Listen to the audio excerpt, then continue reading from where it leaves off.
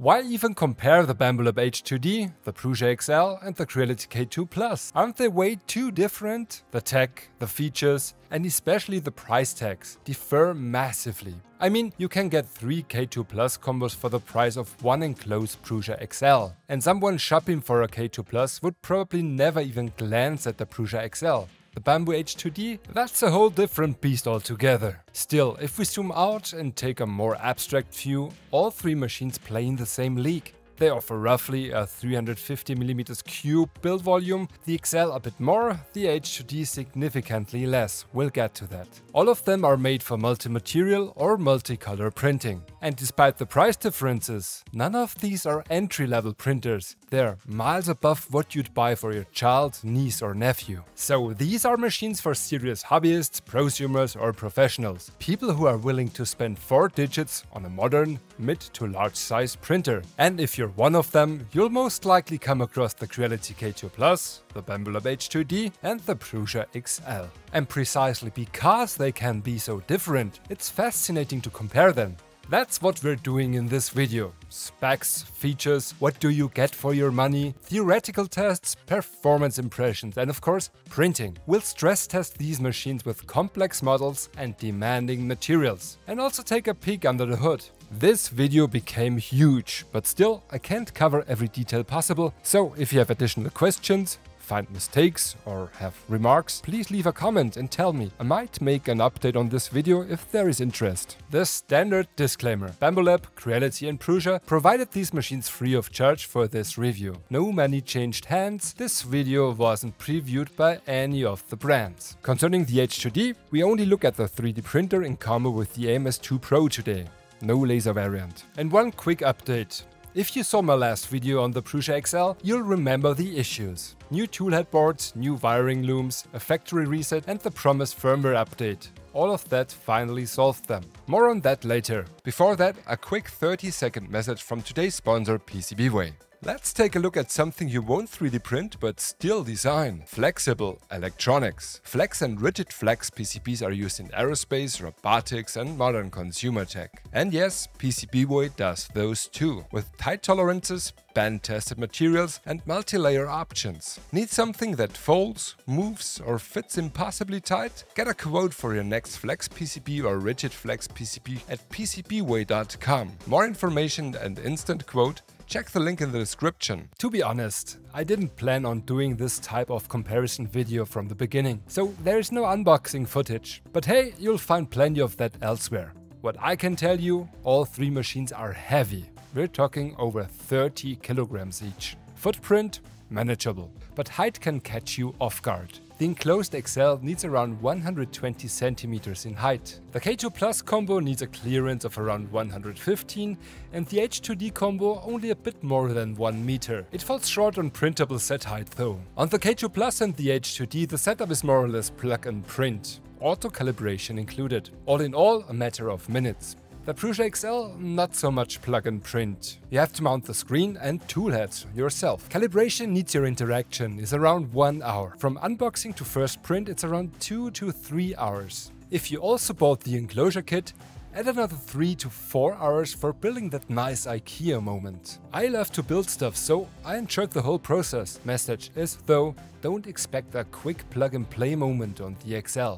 The H2D and K2 Plus both use a mix of die-cast aluminium and steel sheet metal, solid and heavy. I bashed the K1 Max back in the day for being too wobbly for good print quality. That should be history now. The K2 Plus has a stiff, sturdy frame, though other issues exist. We'll get to those. The H2D feels solid, with nicely integrated LEDs and glass panels at the front and at the top. That gives it a premium, almost appliance-like look. The interior is super well lit, a small thing, but it matters. The K2 is a bit dimmer inside, but still usable. The Prusa XL is a different beast. Aluminium extrusions, steel plates, many 3D printed parts and thin acrylic panels for the enclosure. I get do-it-yourself vibes when I'm around. That's part of the charm, right? It feels like someone built a printer for you in the Czech Republic. There's a rep soul in there. Whether that's a plus or not, that's on you to decide.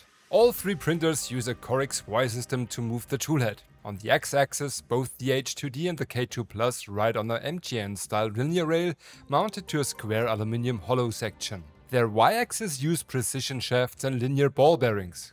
The XL is built differently. It uses linear rails for both X and Y, mounted on a rectangular steel hollow section. That steel-on-steel setup might offer a slight edge when it comes to thermal stability. Belt sizes: 9mm wide on the H2D, 8mm on the K2 Plus, and classic 6mm on the XL. Belt tensioning: automatic on both H2D and K2 Plus, manual tensioning on the XL. Though, to be fair, Prusa does offer a neat belt tuning tool in their app, which listens to the belt's frequency when strummed, just like tuning your guitar. As for motors, the XL and the H2D both use standard NEMA 17 steppers. The K2 Plus goes a step further and uses closed-loop step servo motors, which means it constantly checks and corrects its position in real time. That should eliminate layer shifts on the K2 Plus, and yes, not a single one after many hours of testing, but yeah, we get to that. I could dedicate an entire video to the toolheads of these machines,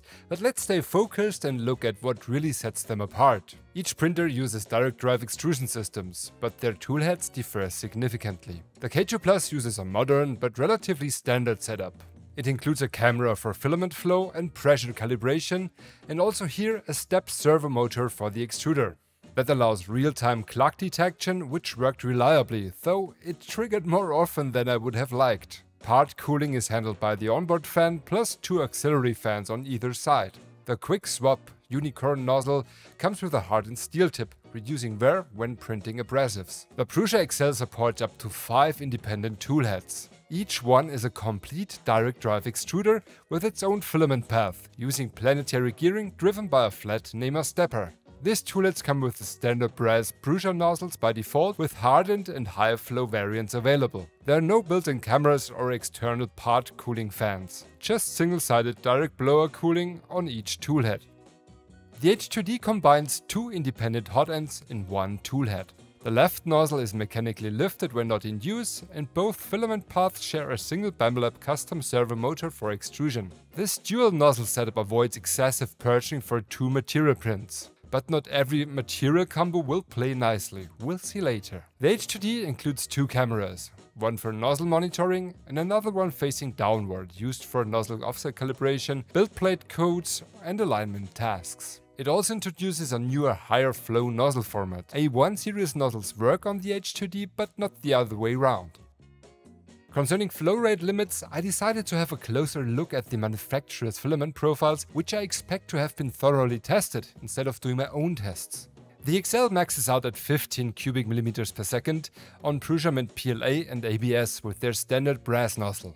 Creality's profiles allow up to 23 for their high-speed PLA and their ABS. The H2D limits at 28 cubic millimeters per second for their PLA Mate and 24 at their basic PLA. So K2 Plus and H2D are quite comparable. And the XL is a bit like 2015, 2016? Anyway, pressure and flow calibration is automated before each print on the H2D. On the K2 Plus it's optional, and it takes a lot of time. In my tests it made little difference anyway. The XL embeds fixed pressure advance values in the filament G-codes, which works well in practice. I measured heat-up times for PLA, PETG and ABS. The XL's weaker hard end lags behind. Both H2D and K2 Plus heat up quickly, which is especially helpful when swapping filament at the external spool holder. Maximum hot end temperatures are 350 degrees Celsius for the K2 Plus and H2D and 290 degrees Celsius for the XL. Since the nozzle changing process differs a lot between these printers, I filmed each one and measured the time. H2D, super convenient and fast. No tools required, and the offset calibration runs automatically before every print. K2 Plus needs a tool, but can be done one-handed. There's quite a bit of screwing involved, but still acceptable. Prusa XL needs a printed holder and follows a process similar to the K2 Plus. You might need to do a nozzle offset calibration process afterwards. The Prusa XL offers the largest build space at 360 cubed. The K2 Plus follows at 350 cubed. The H2D goes up to 325 in Z and 320 in Y. That's already a real limitation in comparison. X on the H2D is tricky due to the dual nozzle design. 325mm max when using one nozzle, 300mm for dual nozzle prints. Both nozzles must reach all points. If you combine the ranges of both nozzles, you technically get to 350mm in X. The XL uses a segmented heat bed with 16 individual tiles. It heats only what's needed. Energy saving, kind of smart. More on that in my last video, if interested. Max bed temperatures officially were 120 degrees Celsius on all three, but XL is meanwhile firmware limited to 115. One reason might be occasional overheating of the print bed MCU. I experienced that as well, but that didn't kill any prints so far. H2D reaches only 104 degrees Celsius on the surface, measured with a thermal camera and confirmed with a thermal couple. On the surface, the K2 Plus lands 7 degrees Celsius below spec. The XL nails the 115 degrees Celsius on the surface. On all three printers we have a difference corner to center of around 10 degrees Celsius. I also had a look at the heat up times, on the sensor and on the surface. And here the H2D crushes it. It reaches 100 degrees Celsius on the sensor before the other two even hit PETG temps. XL and K2 Plus are way slower there, but standard for large beds. All three printers support nozzle probing. The H2D and K2 Plus include nozzle wiping devices. The XL does not. In the fluid web interface, the K2 Plus exposes the bed mesh. And it's not flat. Almost 0.5mm deviation. XL and H2D don't show this data, so I printed first layer tests for all of them. Results? I mean, look for yourself.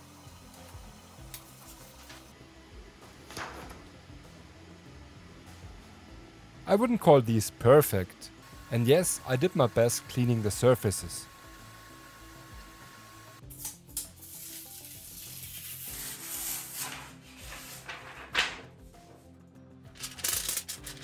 Interestingly, ABS is way better on the XL than PLA. PLA is fine on the H2D.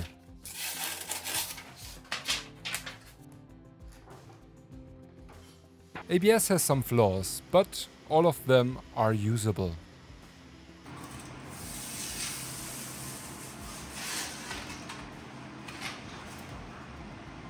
K2 Plus barely passes, inconsistent and a bit rough, just so usable over the whole surface.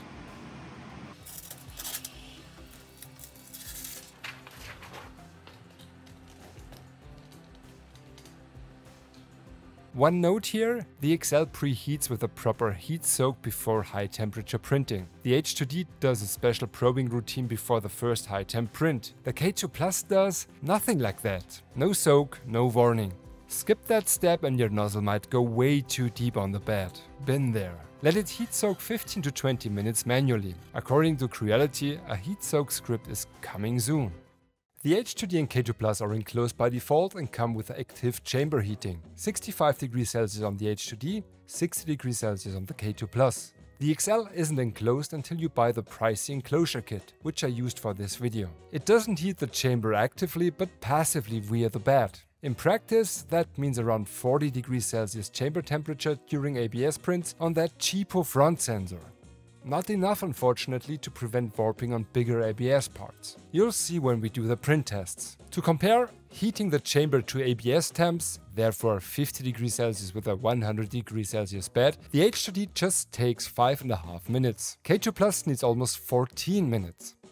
The XL just hits 35 degrees Celsius after 30 minutes and then shuts heaters off. Doesn't make preheating easy. All three printers offer, more or less, air filtration. The XL comes with a combo filter of HEPA and activated charcoal made by the experts from Alveo.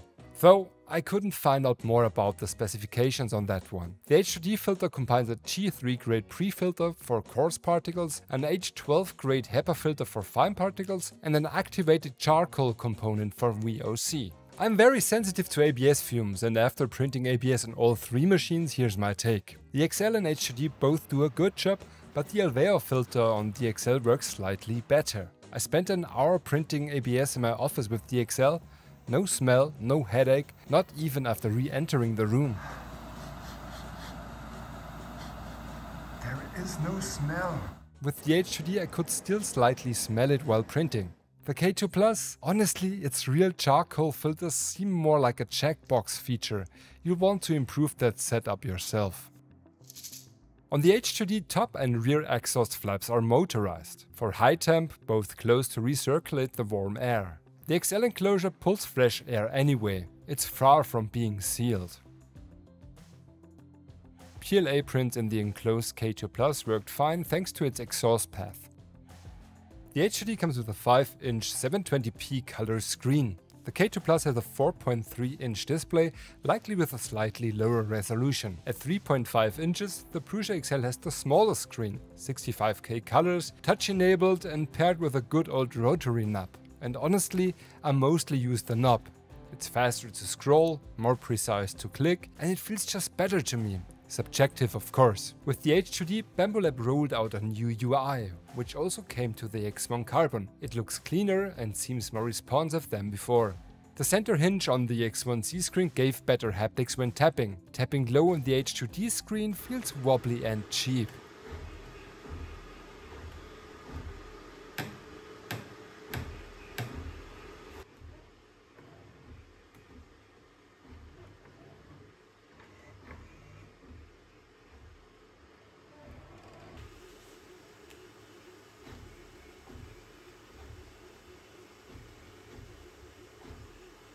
The K2 Plus UI is very similar to the old Bambu layout. For better or worse. Familiar structure, decent resolution and color, just not quite as responsive as H2D or X1C meanwhile.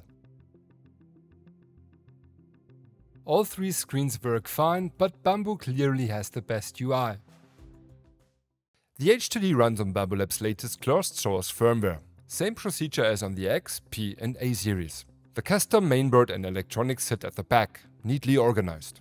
Next to the touchscreen is a USB-A port, needed for a flash drive as internal storage is minimal. There is no Ethernet port, unlike the X1E, which is a pity. At the rear, connectors for the AMS, optional laser air pump and for an extension board.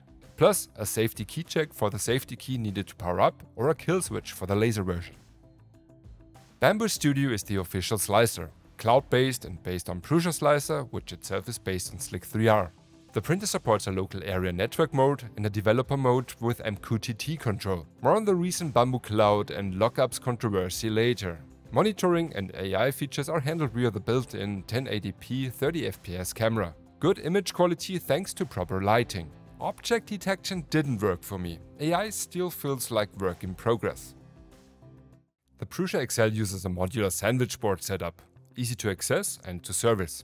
It's made modular with a PCI Express-like slot system. The XL body board at the top handles the logic. The XL splitter board at the bottom connects 3 additional toolheads and powers them for the 5 toolhead variant. The XL runs a custom Nylon variant, open source and published on GitHub. Connectivity, USB-C, Ethernet, Wi-Fi. Prusa Slicer is well known with broad filament support. It integrates Prusa Connect for cloud control and there is the rather reduced Prusa Link for local access. The XL has no camera or AI features by default.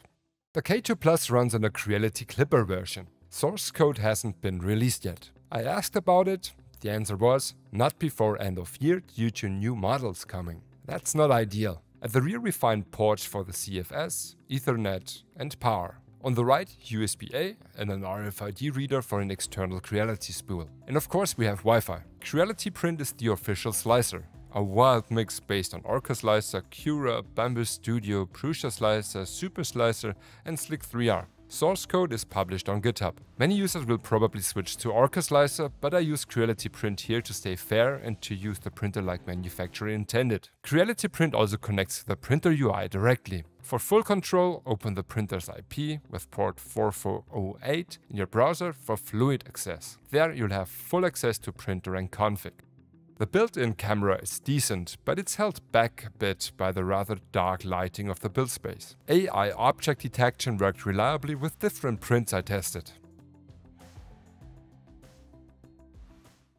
With this trio, we're looking at three fundamentally different approaches to multimaterial printing. The K2 Plus adopted the classic multiplexer setup, pushing different filaments through a single nozzle. Material changes require purging, which eats time and filament, especially on prints with hundreds or even thousands of swaps. Most of you know that. The Prusa XL uses or is a real tool changer, up to 5 toolheads, each with its own filament path. Switching tools is faster and, depending on the print, can be waste-free. The H2D combines 2 hot ends on one toolhead. The left nozzle is physically lifted when idle. It shares a single servo motor, but both filaments have dedicated paths. This hybrid approach combines the speed and cleanliness of a tool changer, but only for 2 materials. For more, AMS units can be added to each input. That adds flexibility, but also brings back the usual purging overhead. Let's have a quick look at the speed capabilities of these machines. First, the marketing numbers. K2 Plus claims 600 mm per second at 30,000 mm per second squared acceleration. H2D 1000 mm per second at 20,000 mm per second squared. Prusa doesn't publish specs, but we'll look at real-world slicer values anyway. For all prints I used each manufacturer's official slicer and the default 0.2 mm profiles as a base or for minor adjustments. Commonly the best compromise of speed and quality. The Prusa XL splits its profiles into speed and strong modes. Creality calls their standard and strength. Bambu uses standard and balanced strength, all with the same idea, speed or strength. Looking at the numbers, the XL is the slowest. The H2D and K2 Plus are close, but behave differently. The H2D throws 1000 mm per second into travel moves, but with moderate acceleration. The K2 has comparable print speeds, but cranks cornering speed up to 20 mm per second in almost all profiles. That's bold, and we'll see soon why. Overall, the K2 Plus should be fastest at actual printing, but it's also slowest when changing materials due to purging. The XL, slowest printer, but fastest at material switching. The H2D is the compromise in between. Faster switches than the K2, slower printing than the K2. To visualize and measure that, I printed simple colored squares, starting with 4 colors as the maximum for the K2 Plus with 1 CFS. Then also 3 and 2 colors for comparison. Each print had max filament changes per layer and each used purge towers. And yep, the results were as expected. Still interesting to see those visualized. At 2 colors, the H2D and XL behave quite similarly concerning print time, as the H2D with 1 color per nozzle is comparable to a tool changer here. The K2 Plus is, due to nozzle purging when changing color each layer, already way slower. Naturally, it also produced the most waste of the 3. At 3 colors, the H2D loses ground over the XL, now multiplexing on 1 nozzle to provide 3 colors per layer. Waste behaves analogously. For the XL, it's still only the purge tower. The same situation when printing 4 colors. H2D is in between, but gets worse the more nozzle flushing is necessary. The H2D combo can do 5 colors out of the box, so I also compared that to the XL. I can't speak for you, but I would avoid that for sure. Print time is through the roof here. Waste gets exorbitant. Next up, the 4-color Deadpool bust you might remember from the last video. After fixing the XL, it printed this bust perfectly, with 0 waste and no purge tower. We already know the K2 Plus results. The H2D again landed right in the middle concerning print time and saves a striking 15 hours over the K2 Plus. Thanks to the 2 nozzles, it avoided a huge part of the purged material that the K2 Plus did, but still had a lot of waste over 0 for the XL. And nope, the fails from the last video still do not count as waste due to multicolor printing. That's the purge tower and the filament poop. Quality? Very close. All 3 capture the details very well, as you can see. Overhangs though tell a slightly different story. Prusa XL is best, even though having the least sophisticated part cooling tech, H2D is fine but struggling on the right hand side, maybe because there is no external auxiliary fan. K2 Plus is worst at probably acceptable overhang quality, maybe opening the door and some profile tweaking could help here. That was a colorful start, but now let's stress these machines a bit more. We begin with a classic, the 3D Benchy at speedboat race settings, meaning we used the 0.2 mm speed profiles, printed at 0.25 mm layer height, and adjust the settings accordingly. all on the manufacturer's own PLA filament, so ideal conditions. The H2D benchy looks good, clean layer stacking, solid bridging, but slightly under-extruded top layers.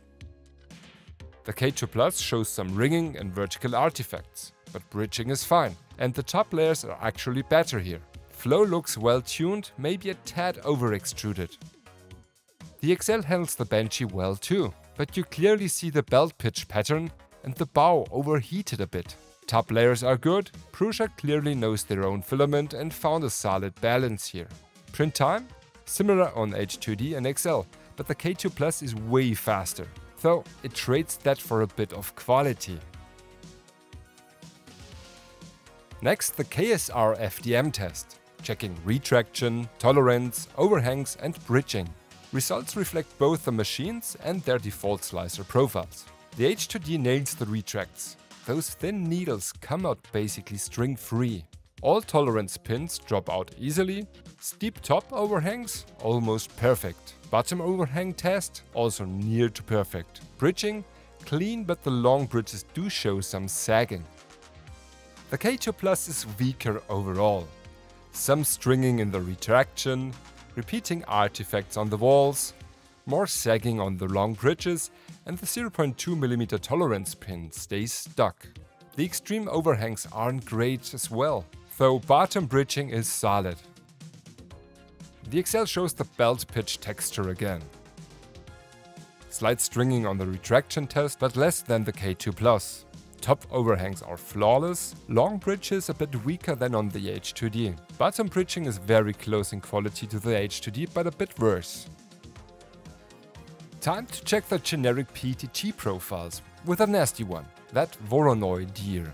Lots of detail, heavy retractions, even mid-air printing on the belly. H2D struggles a bit with stringing, especially between the holes and at the antlers, but manages the mid-air belly surprisingly well. K2 Plus looks clean overall, low stringing, but messes up the belly a bit more. XL lands in between, more stringing than the K2 Plus, less than the H2D. Mid-air result is okay, not great, not terrible. By the way, the voxel PLA filament was dry and identical for all three. This part is from the frame of my third 24/7 prototype, as shown in recent videos. It's designed for coarse layers and fast printing in general, and that shiny PETG viewers quickly exposes flaws. H2D, the most stringing again. Layer stacking is fine, but there's some ringing and small artifacts. It also looks under-extruded overall. First layer though, perfect. K2 Plus, barely any stringing, but the most obvious layer artifacts. Set offset was a bit too high here as well. That residue is from an earlier ABS fail, by the way, where the nozzle went way too deep, because I didn't heat soak. That first layer is still usable, but not ideal. On the XL the print came out well, though belt pitch is visible again and there's some ringing. There are minor defects on the first layer, but despite that it's good. In general, a very well balanced PETG profile and a solid result. Of course, I also printed TPU and picked a real challenge. That Voronoi cat demands a ton of retracts and has steep overhangs. Honestly, I thought this would be nearly impossible without major stringing. But hell yes, the H2D nailed it. Fine stringing and not so perfect belly, but still. First try, untouched generic TPU profile. It didn't finish the tail though, as my wobbly spool holder construction collapsed mid-print. That's how I found it. Okay, who did that? Makes you wonder why the H2D servo extruder and nozzle cam didn't catch that. The K2 Plus, it failed multiple times with its generic TPU profile. At least the stepper servo motor or servo step motor of the extruder mostly recognized the extrusion issues. I moved on to the XL and was happy to see a ready-made profile for exactly my sane smart TPU. It worked great, minimal stringing, solid overhangs. And again, this is soft, squishy TPU. I copied those exact XL settings to the K2 Plus, and that finally worked. But in terms of print quality, especially stringing and overhangs, the K2 Plus clearly ranks third here. Honestly, I was surprised this model worked at all with TPU. Alright, let's mix that TPU with PLA and PETG next, just because we can. Honestly, that flexible lower leg was exactly the kind of print I was looking forward to do on a tool changer like the XL. And we went all in. PETG for the support interface layer, PLA for the bones, and TPU for the joints. Scaled to 80%, that foot came out nicely, fast and clean with only the perch tower as waste. That's clearly where the XL shines. The K2 Plus, being a pure multiplexer, struggles more here. Regular 95A TPU doesn't work on Creality's AMS. So I bought and tried the AMS TPU from Bambu Lab 3 times, but it kept clogging. No disassembly needed to get the mess out of the CFS, but I gave up eventually. The H2D had a better setup with its dual nozzle configuration. TPU on the right hand nozzle, PLA and PETG on the other.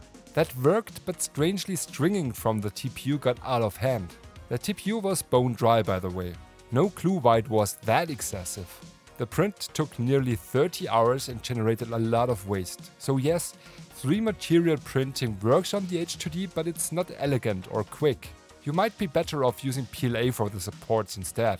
And now, it's finally getting hot in here. Let's throw a full plate of ABS parts at these 3. Starting with the H2D. No manual heat soaking needed. It runs a hot print routine including bed leveling. Classic fire and forget. The result? Strong performance, good layer stacking, solid details, decent bridging. Slightly under extruded again, but the parts were flat and didn't warp after cooling. Chamber stayed warm enough during printing and didn't cool down too fast. The warp can happen after the print as well.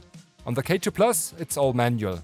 You need to preheat bed and chamber for 15 to 20 minutes, otherwise you'll get overly squished first layers. I told you before, I've been there. But once heated, the parts came out well. Maybe a little over-extruded, but no warping, no bowing, flat and usable. So, do you see those round edges? The XL also delivered good quality. Layer stacking isn't as clean as the others, and we again see the belt pitch on outer walls. Flat parts, nice bridging, and sharp edges. Really sharp. That's the standout here. Prusa XL nails edge sharpness. The K2 Plus, with its 20mm per second cornering speed, is far from that. The H2D lands somewhere in between. For all high temp prints like this one, I used the enclosure on the XL, just to be clear. Before heading into the more demanding materials, let's quickly check something fundamental: accuracy and skew. Skew describes how much a printer's movement derivates from a perfect 90-degree rectangle. And once you know it, most printer firmwares can compensate for it. Now, the H2D comes with a special upgrade to help with accuracy. Bambu Lab offers a $100 vision encoder plate. It's meant to improve motion accuracy by scanning imprinted QR codes during calibration. Let's check the effects as well. To practically test accuracy and skew across all 3 machines, I used Vector 3D's Califlower Mark II. Not the cheapest model out there, but it comes with a very convenient web-based tool for measurement and analysis. I printed the Califlower model at each machine's best intended settings: default slicer profiles, default manufacturer's filaments, and profiles. Basically the best you can expect out of the box. The web tool guides you through 10 measurements. 4 along the x-axis, 4 along the y-axis, and 2 diagonal ones. The result? You get clear data on x and y accuracy and skew. Let's look at the results. The XL shows a relatively high XY error and also the worst skew. But the good news? All of this can be corrected in firmware, if dimensional precision matters to you. The K2 Plus scores well on the XY axis, very close to target. Skew is slightly off, but not dramatic. The H2D actually had the worst XY derivation before calibration, but skew was already close to perfect. And here's where it gets interesting. What difference does the vision encoder plate actually make on my machine? After running the scan, the H2D reported an average correction of 199 microns with a maximum of 473. A second Califlower print after the calibration showed skew is now 0, XY deviation still there, but now evenly distributed. So what are the takeaways? First, 2 cents on the XY errors. Unless huge, those mostly are not about the motion system. Big part might be about the filament behavior, shrinkage, and slicer settings like flow multiplier. I mentioned it earlier, my H2D seems slightly under-extruded on all prints, and that alone can explain a lot of the deviation. Second takeaway, the Vision encoder plate fixed the skew nicely and automatically, but the same thing could also be done manually via G-code, just like on the K2 Plus or XL after a Califlower test. But that surely is more effort than just throwing this plate on the printer. Before we jump into the next prints, a quick heads up. These aren't the typical mumbo-jumbo test cases. This is where we really push the printers. A Warping Pro model, mostly generic slicer profiles, pure nylon and raw polycarbonate. The question is, how far does plug and play and out of the box really go? And where do things start to fall apart? And sure, with some tweaking and trial and error, you might get better results than what follows. The self-burner front is known for warping. Perfect to torture these printers. I'm not talking about fiber-filled materials. PACF or PCCF are easier to print because the fibers counteract warping. I'm talking about the raw stuff. Let's start with a classic. Pure nylon, PA6, well dried and kept dry while printing. I use Magic Glue adhesives for all prints that follow, since none of these plates are specifically made for these materials. The H2D shows significant warping using their generic PA profile. The K2 Plus failed as well. Its default nylon profile has just 50 degrees Celsius for the bed and 35 degrees Celsius chamber, which is not enough. I reused the H2D's 100 degrees Celsius bed and 60 degrees Celsius chamber values. Better, but still warped. The XL had no generic PA profile, so I went with Filatex PA6 settings. Print finished, but was the most warped of the three. In addition, there's a lot of stringing. Then came one of the nastiest filaments I ever touched in 8 years of printing. Pure polycarbonate. No blend, straight PC. I went all in. 320 degrees Celsius nozzle, max chamber, max bed. The H2D finished but warped a lot. The K2 Plus, same story, plus issues with first layer. Set offset was too high at that temp. Adjusted manually in Maintail, then it worked, but it still was warped. The XL maxed out at 290 degrees Celsius nozzle, 115 degrees Celsius bed, couldn't finish. It stopped with an extrusion area due to the heavy warping. To show what fiber-filled PC can do, I used CR3D's 20% glass-filled PC. This time, very different story. On the H2D, nice surface, some minor warping, one visible over-extruded layer. On the K2 Plus, very round corners again, but barely any warping. Same profile, different result. The XL also nailed it, almost zero warping despite no chamber heating, huge contrast to pure PC. Sadly, this test broke the K2 Plus extruder motor. No movement when trying to unload the filament. There is a dedicated fan for that zone, apparently not enough. Quick search, I'm not alone with a dead K2 extruder. So the K2 is out for the final test print. Finally, I chose the PrusaFil Box by Surf Alex 2000. Thanks again to Alex for adapting it to fit a hygrometer. I wanted to challenge the printers with a bigger dual color ABS print, using lots of Ease and ABS Plus I had lying around, and add a third filament for the support interface layer at zero offset to the model. Based on Tom's compatibility overview, PLA seemed the obvious pick for that. On the H2D I used the left nozzle for the two ABS filaments coming from the AMS2 Pro, and the right nozzle for the interface material. But not a good idea. Using low temp filament like PLA next to ABS on the same toolhead isn't ideal. Even with separate paths, the hot toolhead and chambers softened the PLA and caused a clog. Thankfully, Bambu's wiki has detailed guides, because it takes quite a bit of disassembly to fix that. Next try, PACF instead of PLA for the interface layer. Why not compatible with ABS as well? It's also closer in terms of printing temperature. And bingo, that combo worked well. Nice. The supported zones turned out clean and were easy to remove. The layer stacking and model text weren't great though. More on that later. On the XL, I first went with PLA for the support interface as well. Since the tool changer keeps PLA isolated from the ABS nozzle, it should work temperature-wise. But the print warped badly. My first theory: the part cooling fan kicks in at high RPM during PLA printing and probably cooled down the ABS print too much.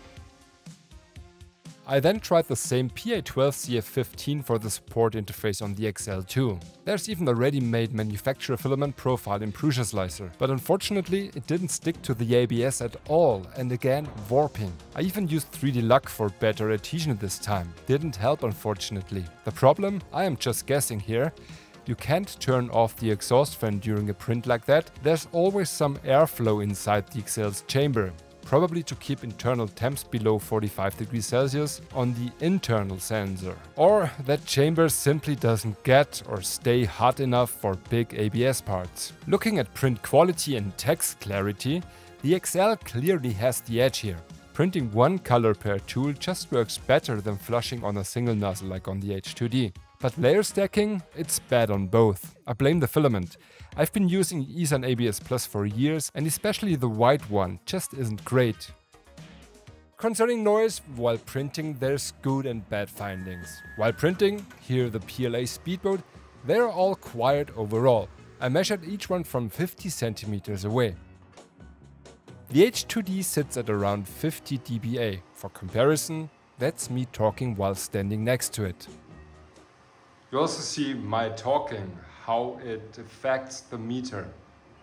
With the door open and part cooling at full speed, it jumps above 60 dBA. But you won't print with the door open because of the flap ventilation system. The K2 Plus is louder, 51 to 52 dBA, and the motors are more noticeable than on the H2D. With the door open, it spikes to 62 to 64 dBA. Same here, open doors shouldn't be necessary though. The Prusa XL is very quiet while printing, significantly below 50 dBA. Tool changes are a different story though. The travel moves while tool changing produce a high-pitched motor noise that is hard to ignore.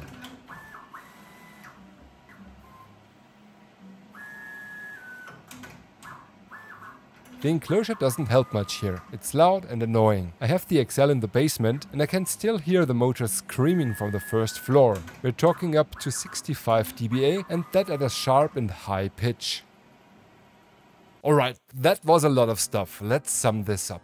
First of all, I think it's important to note I'll keep all three of them. But after learning a lot about their pros and cons, I'll use those for different purposes. Let's start with the cheapest. The $1,500 K2 Plus. All in all, it feels like a huge step up from the K1 Max, and you get a nice set of hardware for the money. Active build space heating, automated belt tensioning, 350 cube build space, and Creality's take on the AMS, the CFS, to name a few. For single color printing, it's easily the fastest of the three out of the box, while still getting sufficient print quality. For PLA and PETG printing, it's very fast and reliable. First layers aren't great though, and the smoothing of corners is an issue. Out of the box, higher or high temperature printing is a bottleneck for this machine, and it feels like that Creality didn't do too much testing in this field.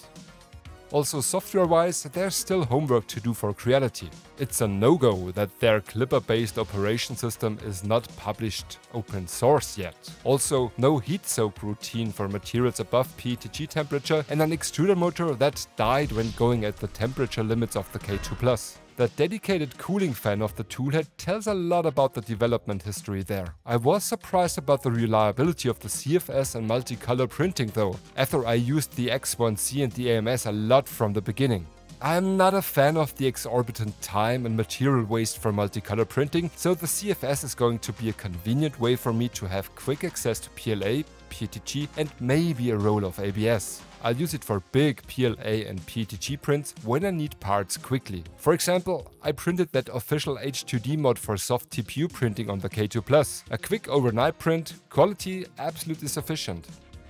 If you're a Clipper experienced user, you'll probably get there with higher temperature printing. You'll need to do some hardware and software tweaking. Mods are plenty meanwhile, and it's great to have full firmware and printer access with the K2. And that's a strong plus. even though it's a pity that this deep firmware access is even necessary to use it at full range of its specifications.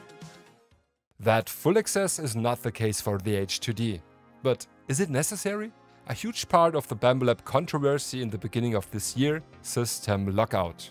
Some of you might remember my post on X and my statement in one of my videos not to buy their products anymore. Vote with your wallet and don't buy Bambu Lab at the moment. Definitely do that if it feels right for you. And yes, I was annoyed. Though I wasn't even sure about what exactly I was annoyed. About the way Bambu Lab caused that drama? About the radical anti-Bambu Lab drama boys getting new fodder to shoot at? Or simply because I always like to use their machines as tools exactly as intended, because that stuff just works. With Bambu Studio over their cloud with their RFID filament. Call me a shill, I'm used to that, but it's just extremely convenient and reliable. H2D is no exception. Now call me blue-eyed, but if China takes over or aggresses in any way, we'll have other problems than closed ecosystems in 3D printers or drones. I mean, Bambu Lab obviously follows closely the footsteps of DJI. Dominate markets with attractive, innovative and reliable hardware and software. Probably the most important key is sufficient testing before releasing products. That takes huge amounts of time and money, which are obviously hard to commit for competitors like, for example, GD and Creality rushing their products for market shares. The H2D is no exception to the Bambu Lab success story, even though that dual nozzle toolhead lacks the real innovation I hope for concerning multi-material efficiency, and I wish it had more build space. Though I'd hardly use it for multicolor or multi-material printing on more than 2 filaments. Tool changers are simply better at this. Like Prusa XL, and that's a really tough one to sum up, as my experience was a real love-hate relationship, considering it's still many unique selling points of being a tool changer, and there's so much in my mind I want to try with it. First of all, and I underestimated this completely, the Prusa XL needs a lot of attention from the beginning and there's a lot of room for user error. Setup and calibration can be tricky and can lead to problems like, for example, set bending.